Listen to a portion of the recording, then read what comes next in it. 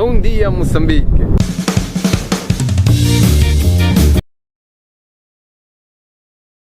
Mozambique dalkani Mozambique waxaa madaxweyne ka ah Philip Johnson Teniosi wuxuu dhashay 1959 wuxuu noqday madaxweynihii afaraad ee dalka wuxuuna hogaamiye u yahay xisbiga lagu magacaabo xornimadoonka Mozambique ee loo soo gaabsho FRELIMO waxaana xilka madaxweynaha uu ku guuleystay taariikhdu markay ahayd 15 January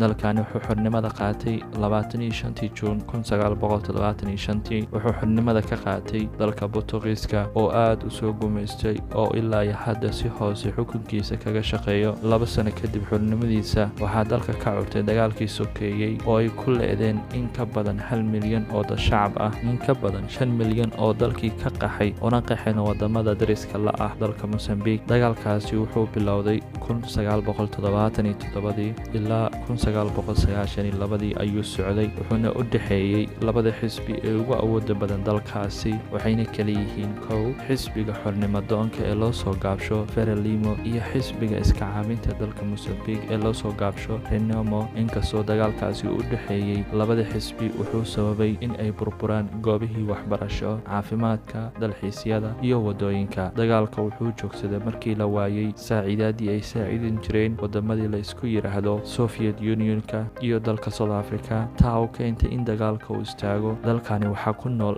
dadyo kala duwan kuwaas oo haysta diimooyin fara badan waxaana soo qaadan doonaa afarta diin ee ugu tirada badan kow Kristiyaanka oo haysta 56% oo ka dhigan kuwa ugu badan waxaa ku xiga Roman Catholic oo haysta 28% waxaa kamid ah Roman Catholic diin ka soo farcamtay oo la yiraahdo Protestantka oo haysta 27% tan ugu dambayso waa Muslimiinta oo haysta 28% dalkani wuxuu ka kooban yahay ilaa iyo 11 gobol wuxuuna u sii qaybsamaa ilaa iyo 128 degmo waxa magaalo madax ah Maputo wadankani waxaa looga hadlaa ilaa iyo 5 luqadood kow luqadda Portugiiska 2 Swahiliga 3 Mawani 4 Jewa 5 oo ah Songa balse luqadda saxda ah ee looga hadlo wadankani oo dhan waa Portugiiska lacagta wadankani oo la yiraahdo metical asal ahaan magacaan wuxuu ka yimid Arabic dalkani wuxuu sanado badan ku jira dalalka saboolnimada lagu tiriyo dhaqaale ahaan waa dal soo kobcayo wuxuu ku yaalaa dalkani koonfurta Afrika xuduudaha wuxuu la wadaagaa wadamo badan sida dhanka koonfur wuxuu kala wadaagaa Eswatini